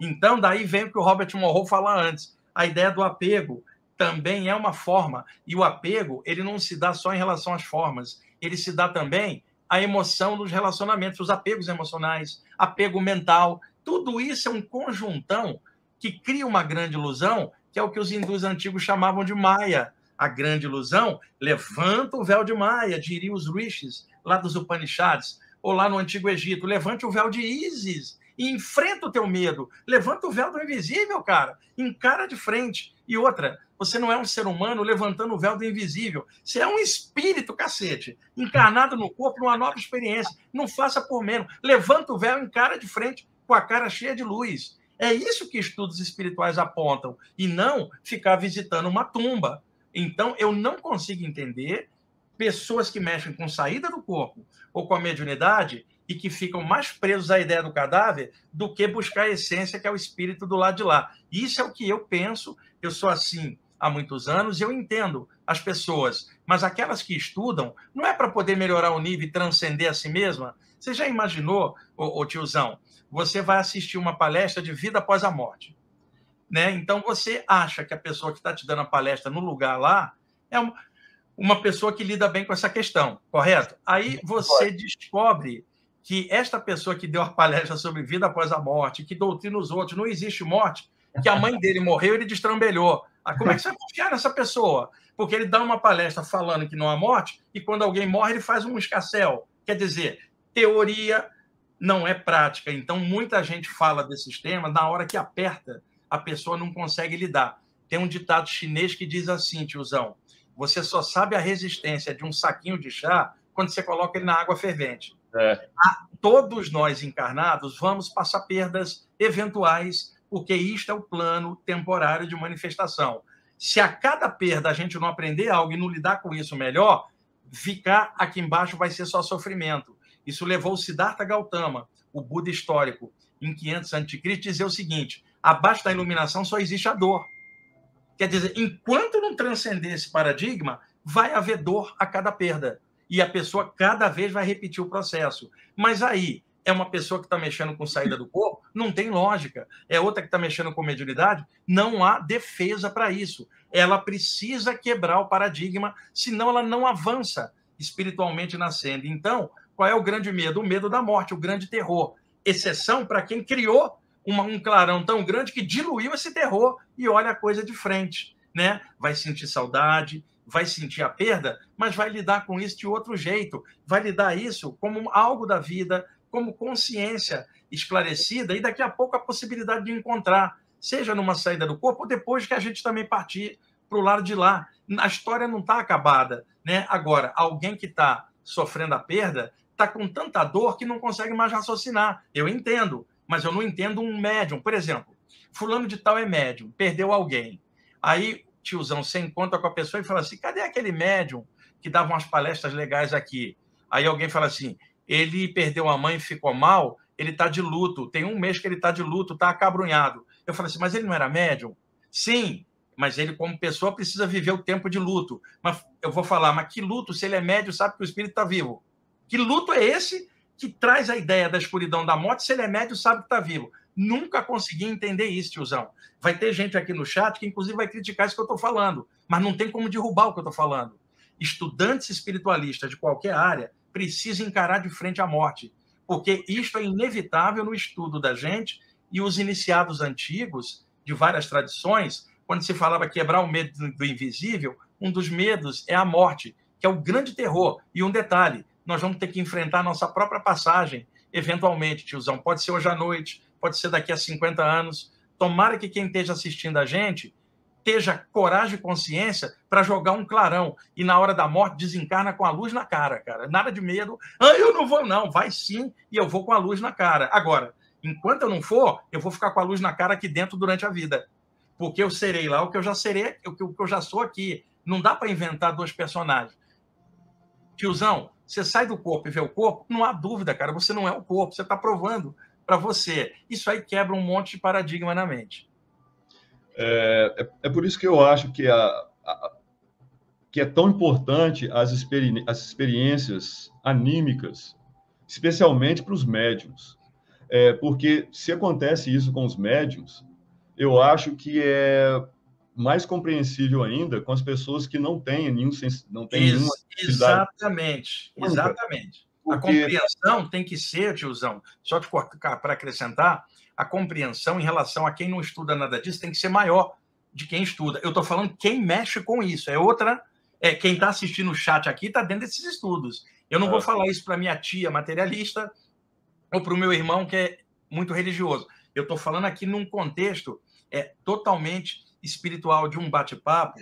Não dá para estudante de qualquer área espiritual não lidar com essa questão, ocorrer dessa questão. Ela faz parte destes estudos. Essa questão da prática, inclusive, na época, você até chamou muito corretamente, na época de ouro do Egito, um iniciado, uma das primeiras coisas era as técnicas de projeção astral, e ele era observado fora do corpo pelos hierofantes. É o seguinte, tiozão, só para te ajudar aí nessa explicação. Sim. Quando um neófito, um candidato, queria aprofundar os temas espirituais, ele teria que entrar num dos templos de outrora onde se dedicava a vida a isso. Então, ele era submetido a uma série de provas iniciáticas. Daí você fala o verbo inir, que é ir para dentro. Para dentro do templo, onde vão ensinar você a entrar no próprio coração, que é o verdadeiro templo, e se autodescobrir. Então, ao passar pelas provas que eram chamadas de iniciação, você seria iniciado aos arcanos, aos mistérios, grau a grau iriam sendo levantados os véus. Mas aí vem.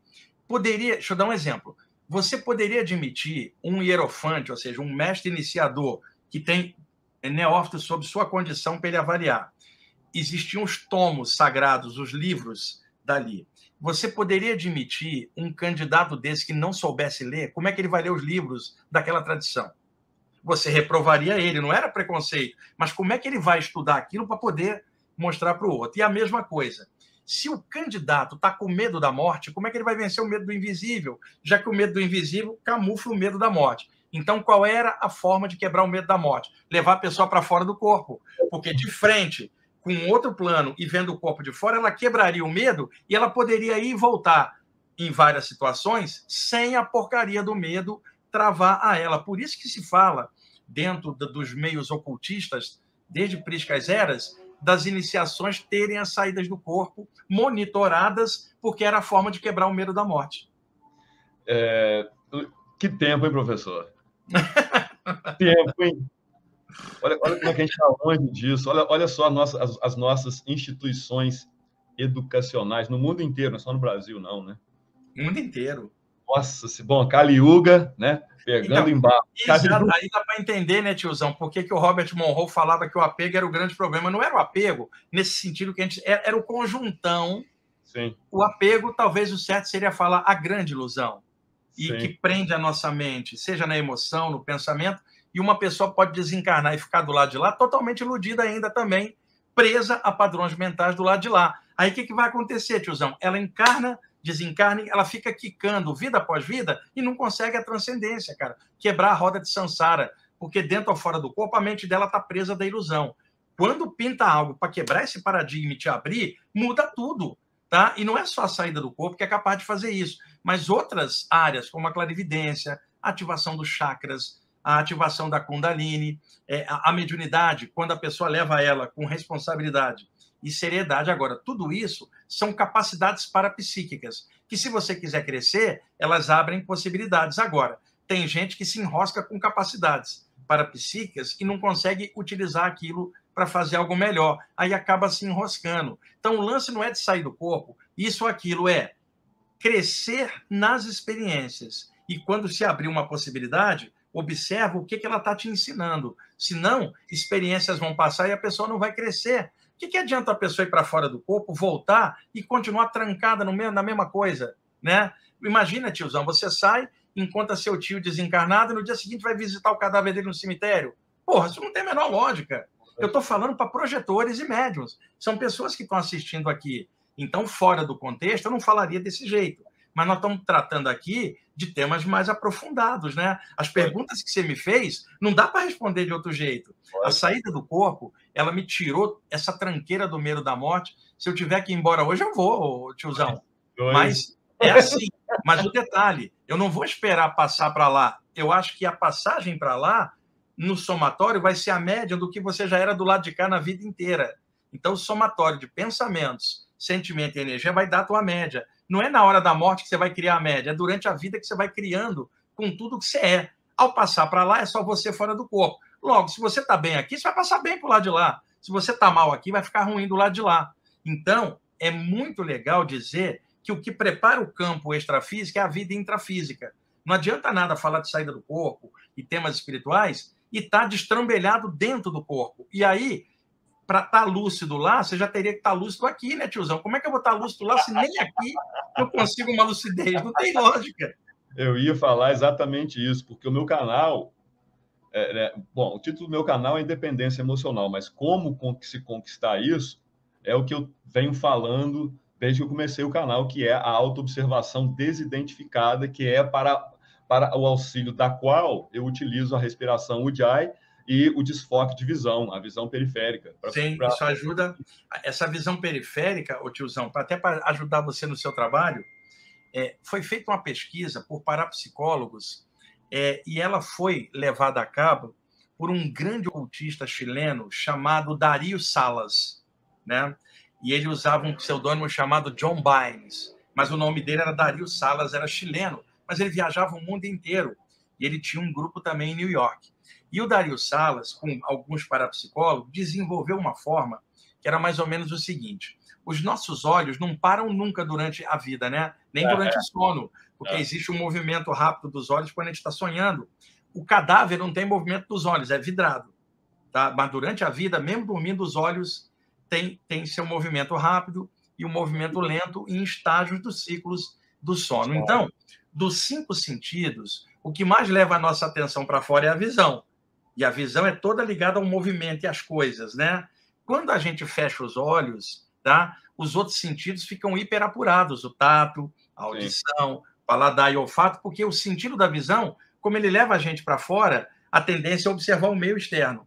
Quando você fecha os olhos, a tendência é prestar atenção na parte interna, embora a mente tente puxar você para as imagens. Então, o que ele descobriu?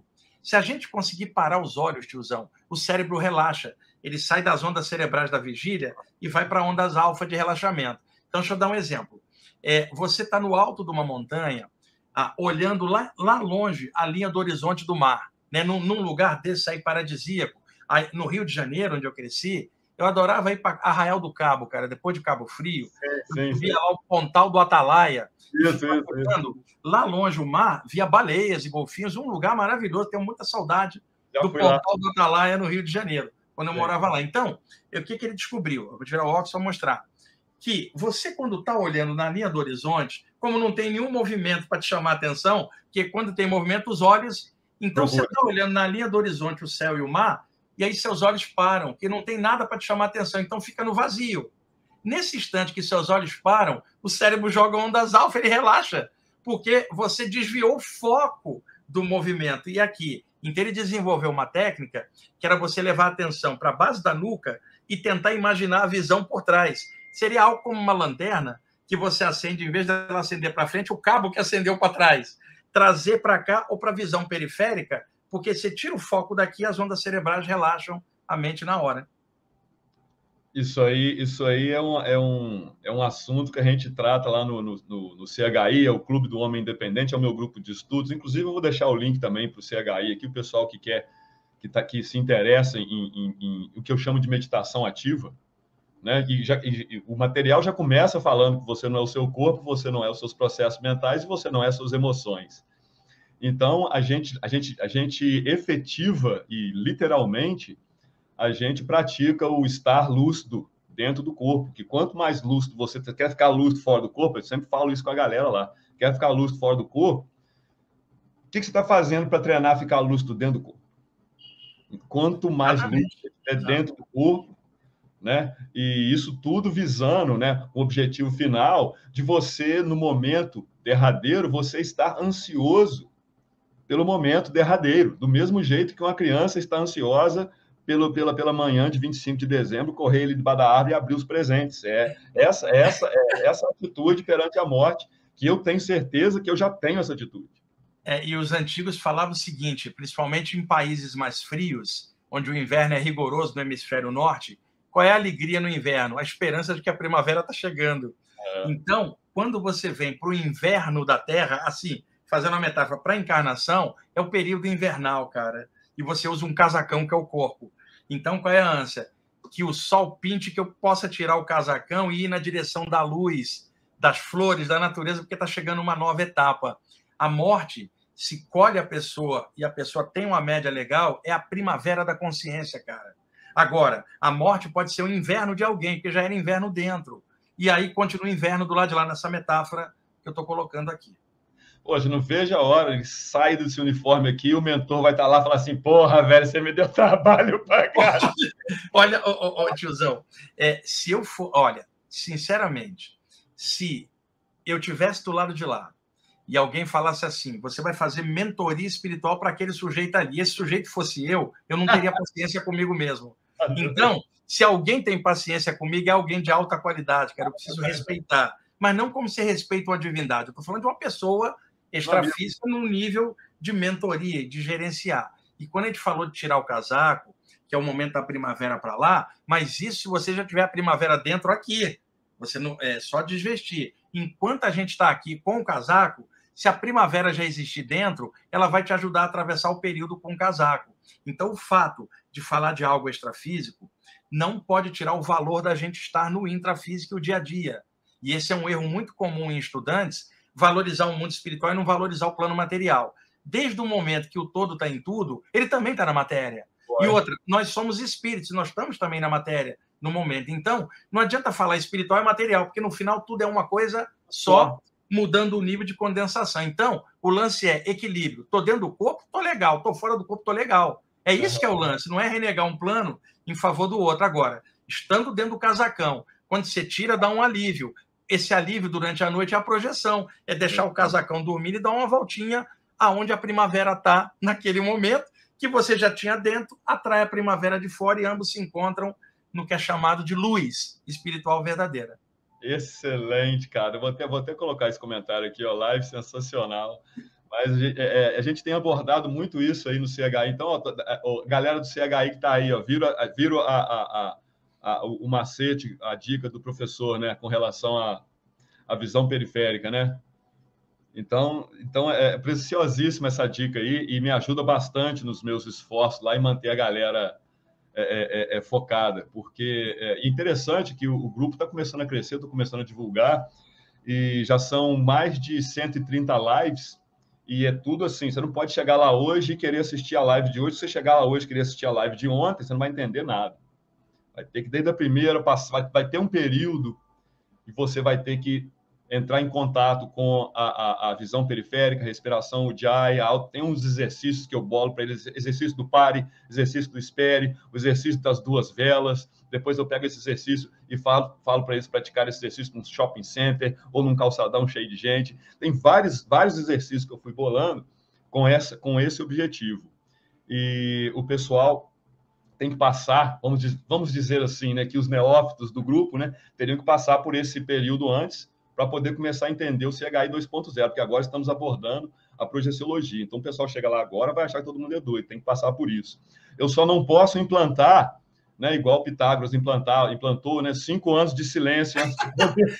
Olha, a escola pitagórica, cara, e a neopitagórica era muito rígida.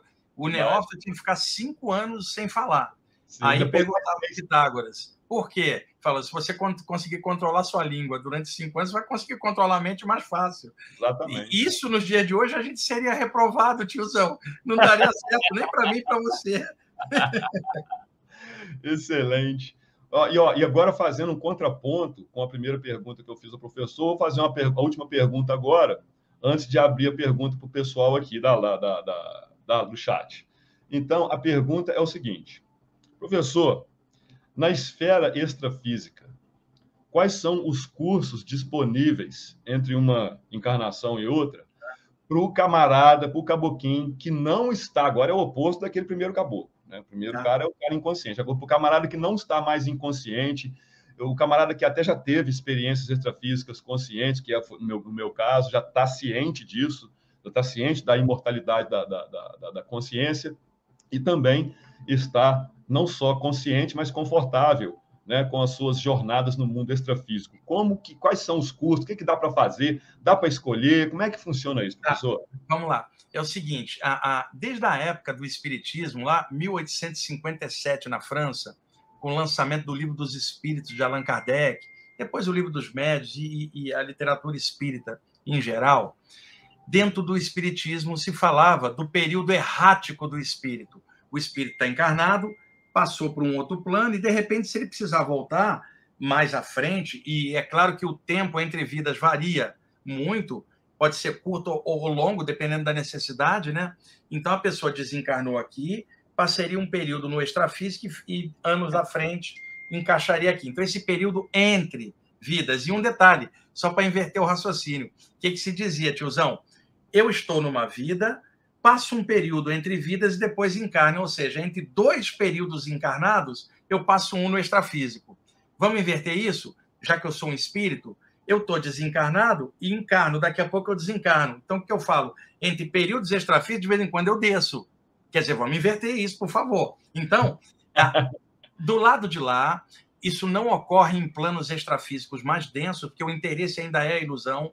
Do plano extrafísico médio em diante, médio, não é médio, médio em diante, as pessoas caíram a ficha. Então, elas sabem que, eventualmente, numa nova vida, ela pode desenvolver um processo para não ficar tão hipnotizada aqui, desenvolver coisas e produzir coisas, né?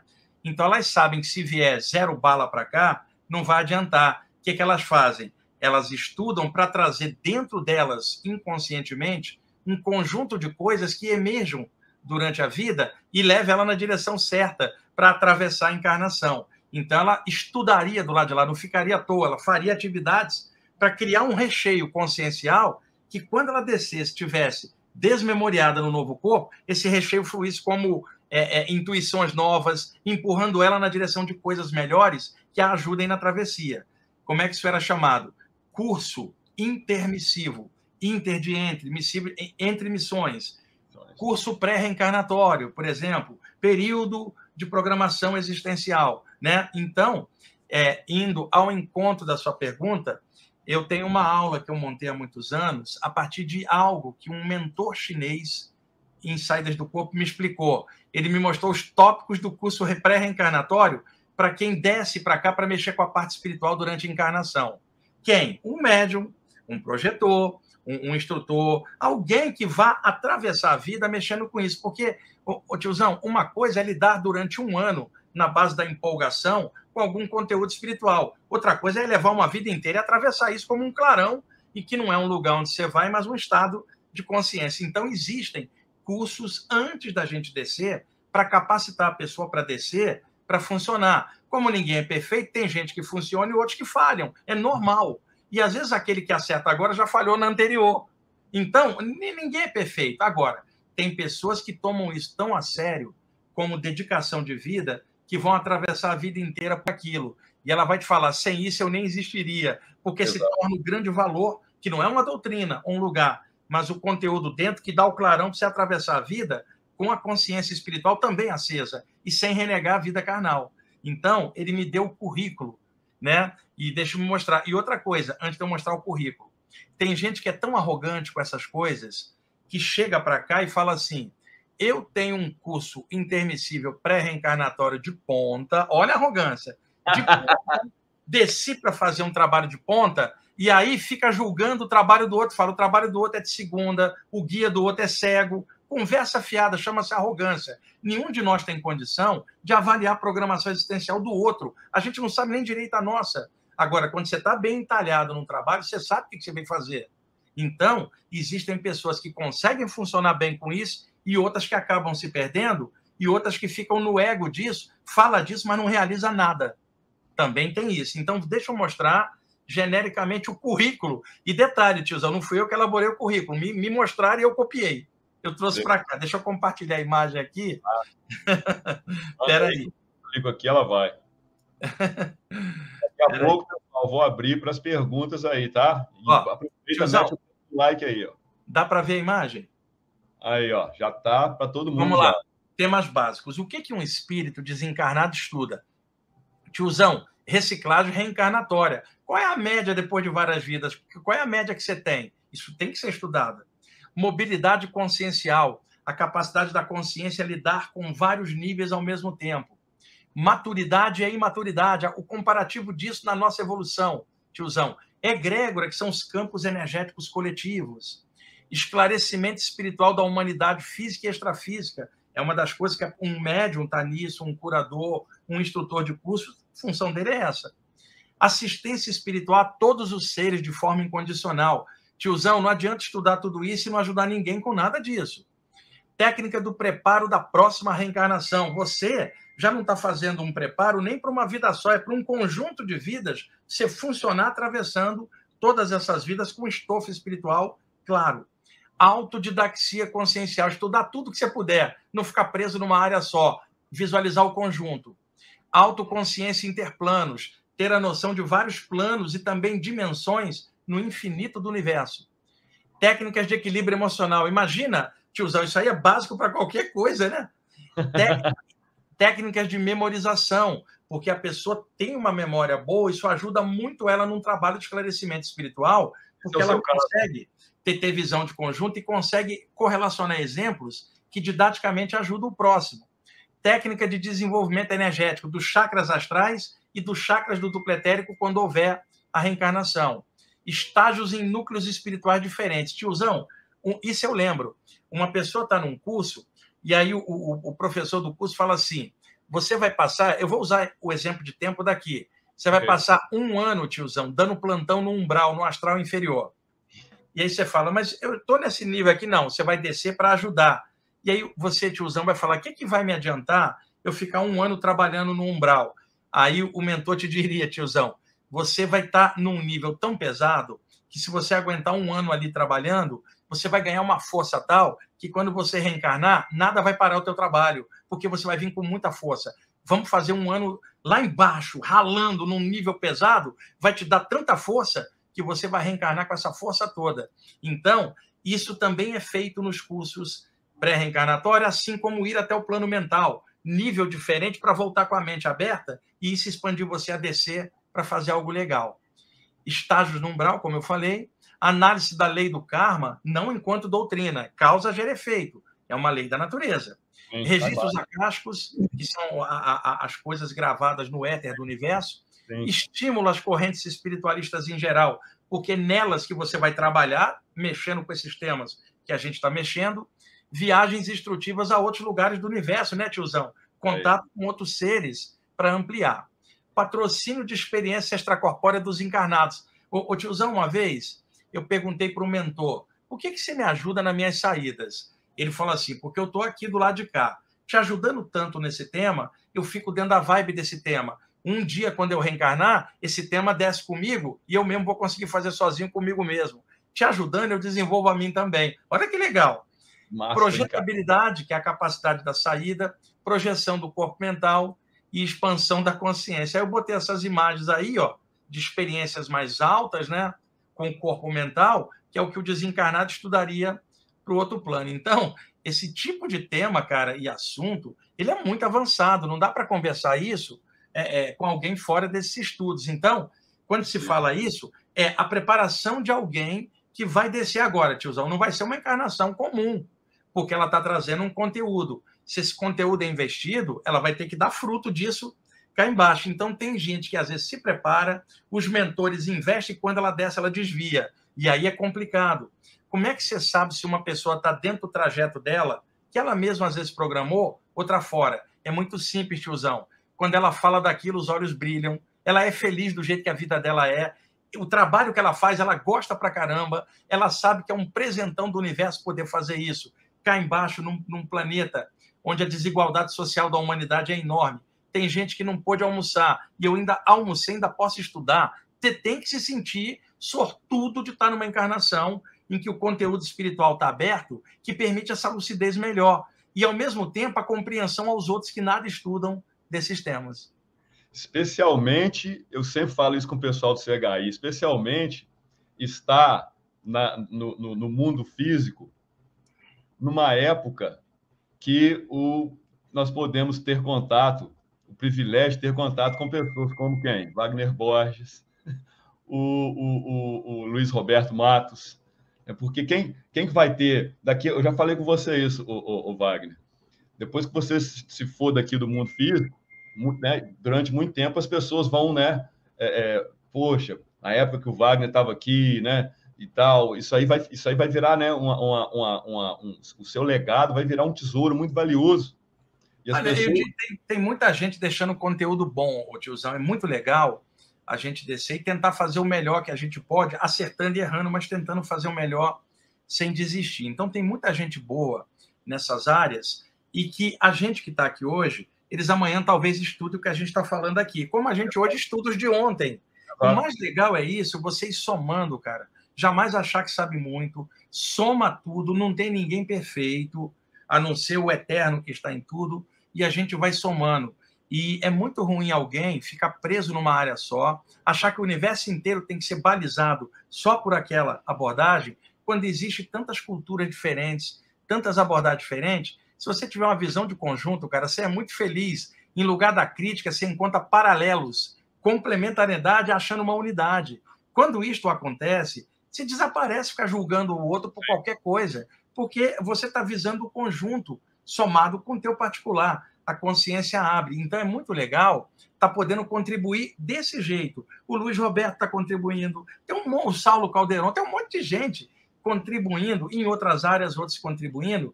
É muito legal quando você tem a noção de que desceu aqui e está colaborando. E, ao mesmo tempo, está aprendendo, que é a parte humana, de relacionamento humano, as dificuldades da vida, quanta coisa a gente está aprendendo pressionado aqui nas provas. Agora, é muito legal, eu vou repetir, descer para uma encarnação na Terra do jeito que é e ainda poder mexer com a parte espiritual. Aí eu costumo dizer, tiozão, que eu sou sortudo. Sortudo no sentido de quem me trouxe para cá me deu a chance de fazer isso. E sem isso eu seria uma coisa muito estranha. Me tira isso, eu desapareço.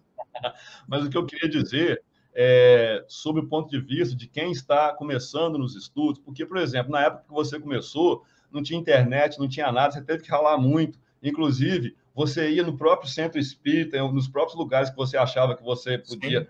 Sim. Aqui eu estou falando, o pessoal fala a minha língua, né? Você chegou lá e teve muito desapontamento. Muito, porque eu chegava nos lugares, assim, os lugares espiritualistas que tinha, eu era adolescente, e eu achei que nesses lugares eu seria compreendido com as saídas do corpo. Eu, um jovem. E aí, quando eu falava das saídas do corpo, todo mundo me olhava estranho, cara. Mas isso é perigoso. E na verdade, eu tive péssimo entendimento dentro de grupos espirituais. É claro, isto naquela época, né, tiozão? Hoje é muito diferente. Mas eu tive que ralar durante anos sozinho, sem ter ninguém para trocar ideia. Então, é isso que eu estou falando. Então, pessoal, hoje, olha só, hoje a galera está aqui, mais de 100 pessoas. Nós estamos aqui tendo acesso a esse conjunto maravilhoso de conteúdo que você passa para a gente aqui numa tarde de domingo, entendeu? E olha só a facilidade disso tudo para quem está estudando agora. Então, por isso que eu falo, é lógico, eu não conheço todo mundo, eu estou falando quem eu conheço, né? E quem eu conheço, assim, eu encaro, eu enxergo com um valor inestimável no que diz respeito a ser professor, especialmente no que diz respeito à didática, a sua didática especificamente falando. Então, eu acho que nós somos privilegiados de estar vivendo com professores que estão vivos nessa mesma época, né, da história da humanidade. A gente aqui no Brasil, que é um país, que já conversamos sobre isso na última live, que é um país de ponta dentro dos assuntos. A abertura que a gente tem aqui não tem em nenhum lugar do mundo. Lugar no mundo. Então, eu até compreendo que eu quase que tenho certeza que isso aí foi feito, ou foi pedido por mim, ou alguém, tipo assim, olha, vai no Brasil, nasça no Brasil dessa vez. Eu nunca me senti em casa, eu não me sinto em casa no Brasil como eu me senti em casa quando eu morei 3 anos nos Estados Unidos. Quando eu cheguei, parecia que eu estava em casa. O inglês eu aprendi assim, ó. Aquilo para mim ali, eu me senti em casa ali, o jeito de vida. Até hoje, quando eu acompanho as coisas lá, eu me sinto muito mais familiarizado com o contexto, a dinâmica deles lá do que do Brasil. Até hoje eu ainda não consegui me adaptar ao Brasil. Mas no que diz respeito a isso, eu venho compreendendo cada vez mais por que eu estou aqui nesse país aqui dessa vez. Galera, vamos lá para as perguntas do chat? Vamos lá para as perguntas do chat agora. E as perguntas do chat, bom, já tem até algumas aqui. Bom, tem uma pergunta aqui, né, que eu acho que é do interesse do professor responder, da Adriana Casales. Ela perguntou, Wagner, vai ter algum curso sobre projeção astral? Ela deve estar querendo saber se deve ter curso presencial, como é que está a sua... Presencial. Foi o seguinte, eu estou 2 anos fazendo as atividades pelo Zoom, com os grupos que eu já tinha aqui em São Paulo, né? Não são grupos abertos, e eu passei a fazer muita live, né, cara? Porque para contribuir de alguma forma. Então, agora, a partir de abril, aí final de abril, eu estarei retornando com os cursos e palestras presenciais aqui no bairro do Ipiranga, em São Paulo. E aí eu abri 2 turmas, uma só de chakras e outra de projeção. O que aconteceu, tiozão? Rapidamente lotou. Então, eu vou estar retornando com os cursos, mas só lá para julho ou agosto que vai ter vaga para pessoas, porque já lotou muito rápido esses agora. E no dia 6 de maio, a primeira sexta de maio, eu vou estar retornando com as palestras gratuitas abertas de toda sexta que eu faço aqui no bairro de Ipiranga. Há 30 anos que eu dou palestra toda sexta à noite, aberta, gratuita, variando os temas. E o tema do dia 6, que é o retorno ao presencial, chakras e saídas do corpo, a inter-relação dos 2 temas. Dia 6 de maio, está lá no site do IPPB, logo na capa está o aviso da palestra com endereço. Aí, como eu vou estar voltando à parte presencial, vai me diminuir o tempo para as lives, que eu estava fazendo muito durante a pandemia. Mas retornando os grupos, tiozão, o meu tempo vai espremer, assim, porque eu vou estar mais no presencial. E eu não faço curso online, porque a dinâmica que eu uso, ela precisa ser presencial, cara. Não é só uma pessoa à distância intelectualmente estudar. Tem o lado das vivências, tá ali junto. É diferente para este tipo de tema, né? Chakras, saídas do corpo. Então, os cursos são presenciais. Lá no site do IPPB aparece a programação, tem os cursos próximos, embaixo tem uma gradezinha com as datas dos próximos cursos e tem as datas das palestras a partir do dia 6 de maio, toda sexta, às 20 horas, gratuita. Quero falar com a galera aí que o link para o site, o IPPB, e também para o canal do YouTube do professor Wagner Borges estão na descrição abaixo dessa telinha, e quando acabar a live eu vou também fixar no primeiro comentário, tá? Então, o que ele falou aí, não esquenta não, que o link vai estar aqui embaixo para vocês. Então, beleza. Tem uma pergunta aqui que acho que não tem pergunta melhor do que essa para o nosso contexto, né? O Joe, está sempre nas nossas lives aí. Fala aí, Joe, beleza, meu querido? Ele falou aí, eu quero iniciar a viver essas experiências. Eu quero expandir minha consciência, eu acho que é isso que ele quis dizer. E qual seria o primeiro passo para um total ignorante? Sinto que vivo uma vida vazia e sem ímpeto, sem intuito, sem direção. Olha, a pergunta dele é muito vasta, né? Porque aqui não é só a experiência fora do corpo, é o contexto de uma vida inteira.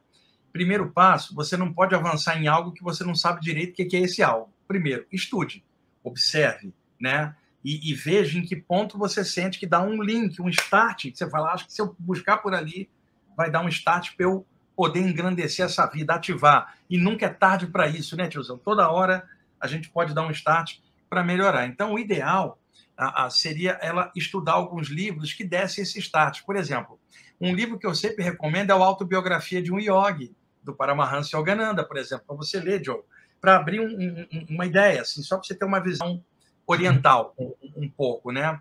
Tem um livro celta que eu adoro, chama-se Anankara, do John O'Donoghue, que é um livro também que dá uma abertura. Esse aí está mais esgotado, só acha em sebo. Na área de saídas do corpo, tem muitos sites e obras bem legais. Na internet tem o meu site lá do IPPB, que tem um monte de coisas sobre saída do corpo e livros para download. Tem o site do Luiz Roberto Matos, que ele também disponibiliza lá livros para download, textos sobre saídas do corpo. O Saulo Calderon também, na internet. Ele tem hoje uma série, uma gama de abertura muito grande, mas observa alguns pontos de conjunto e veja onde toca você, porque é ali que você vai poder dar o start para abrir.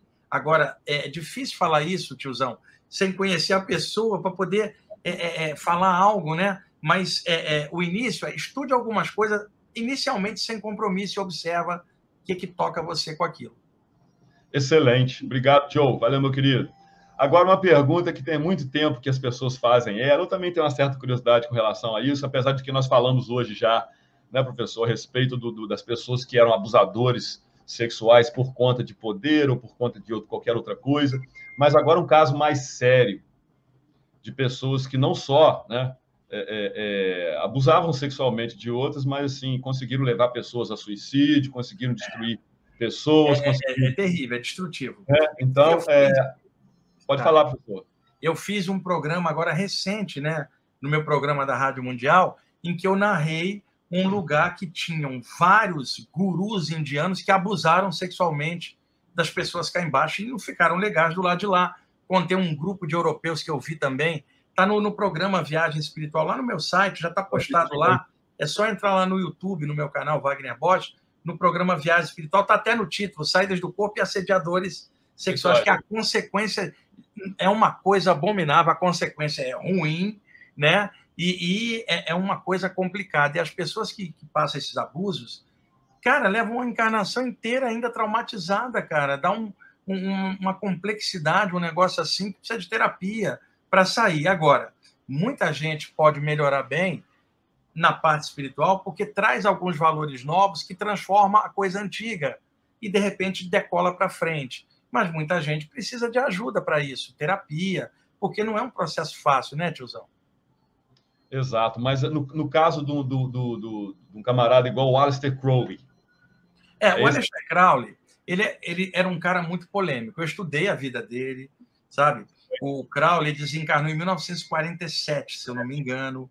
Sim. E o Crowley, ele era assim, ele atropelava tudo, ele não tinha muito limite ético. Não. Tá? Ele desenvolveu potenciais e ele tinha coisas criativas também. Tá? O tarô do Crowley é incrível. Agora, ele passava por cima de qualquer coisa ética, né? E acabou, de alguma forma, abusando de algumas situações. Tá? Eu não vou dizer para você como que ele ficou após a morte, porque eu não tenho a menor ideia. Mas eu sei que cá embaixo foi muito complicado o processo dele. Agora, ele tinha um potencial enorme, né, o tiozão? E a vida do Crowley era uma dualidade. Ele criou coisas legais e fez coisas questionáveis, né? Daí toda essa celeuma em cima da vida dele. Tem grupos ocultistas que veneram o trabalho do Crowley, tá? E outros que abominam completamente. A minha visão é um cara com uma alta dualidade, com coisas incríveis e outras terríveis. Assim. E o que eu procurei observar de conjunto, eu observei o trabalho criativo dele e claramente dava para ver que tinha o avanço nos limites éticos em cima da vida de outras pessoas e algumas manipulações. Isso aí é fato, independentemente do que se ache dele. Mas eu não tenho ideia como é que ele ficou do lado de lá, porque o Crowley não era um abusador como esse que eu falei. Ele tinha um outro conteúdo bom também. Ele era uma mescla de um monte de coisa. Acredito que se ele tivesse um limite ético, assim, no sentido com as pessoas, ele teria sido feito um trabalho incrível, viu, tiozão? Mas eu acho que ele acabou extrapolando nesse ponto. Exato. Inclusive, tem uma coisa muito curiosa a respeito da maldição do Led Zeppelin. Eu conheço essa história com o Jimmy Page. Aliás, só não aconteceu nada de ruim com o John Paul Jones. Ele recusou participar do ritual. O John Paul Jones foi o único que escapou. O Robert Plant perdeu o filho, quebrou a perna. O John Bonham, overdose de álcool, foi embora. O Jimmy Page, ele, durante uma época, foi adepto de uma literatura ocultista mais obscura na Inglaterra, né? Sim. Então, houve lance de pacto. Ele tinha uma livraria de ocultismo em Londres e ele comprou, parece, uma das propriedades do Crowley. O que se comenta, os símbolos que ele usava, às vezes, na roupa, alguns eram oriundos dessa tradição. Então, se diz que ele acabou mergulhando numa vibe mais escura, né? E aí acabou a época da banda, uma escuridão envolvendo. Agora, nada a ver com a música. Eu sou fã do Led Zeppelin enquanto banda. Cash Me, para mim, é uma das músicas da minha vida. Então, não vamos misturar quem é fã do Led Zeppelin com o que eu estou falando, o Jimmy Page enquanto pessoa. Não estou falando enquanto guitarrista e líder do Led Zeppelin. O Led Zeppelin eu sou fã, mas o Jimmy Page, depois ele se descolou disso, né, tiozão?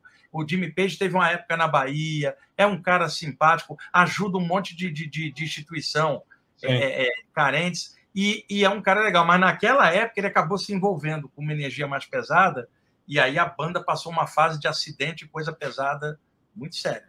Sim, eu já devorei esse conteúdo todo. Inclusive, existem 1 ou 2 documentários a esse respeito, muito bons, bem imparciais, muito bons no YouTube. Agora, tudo em inglês, tem um que nem tem legenda em inglês, então é para a galera que realmente entende o inglês falado, porque inglês britânico até tem um que é inglês americano. Eu recomendo até. Não esqueci o nome. Mas, meus queridos, o Rafar, que é o nosso moderador mor aí, colocou aí, disponibilizou aí o link do IPPB, do professor Wagner Borges. Então, logicamente, né, você vai poder clicar no chat, não aqui na tela, mas está aí, para você ver que o Rafar colocou para a gente. Nós nos prolongamos hoje um pouquinho mais, então não vai dar tempo de responder mais perguntas. Vamos ficar por aqui hoje.